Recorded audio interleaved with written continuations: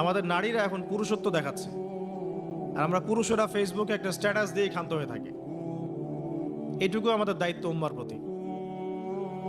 আর এখানে আমরা দক্ষতা অর্জন করেছি অনেক। আমরা সবাই কিবোর্ড মুজাহিদ, আমরা এটা মনে করি। এটাই যুদ্ধ, এটাই জিহাদ।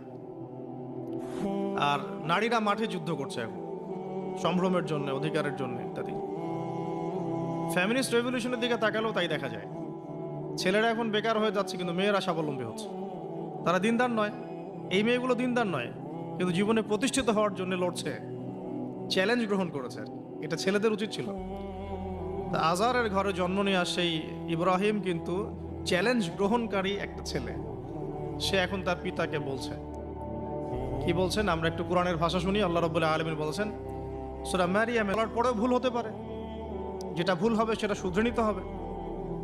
আর নবী সাল্লাল্লাহু আলাইহি ওয়াসাল্লাম যায়েদ বিন হারেসা রাদিয়াল্লাহু আনহুকে একটা কাফেলা সেনাপতির দায়িত্ব দিয়েছিলেন যখন তার বয়স মাত্র 17 বছর। কত বছর? 17 বছর বয়সী একজন তরুণ সাহাবী যায়েদ ইবনে হারেসা রাদিয়াল্লাহু আনহু, তিনি নেতৃত্ব দিচ্ছেন এমন সাহাবীদের যে সাহাবীরা তার চেয়ে বয়সে অনেক বড়। এমনকি এই অভিযান শেষ হওয়ার আগেই নবী সাল্লাল্লাহু আলাইহি ওয়াসাল্লাম ইন্তেকাল হয়।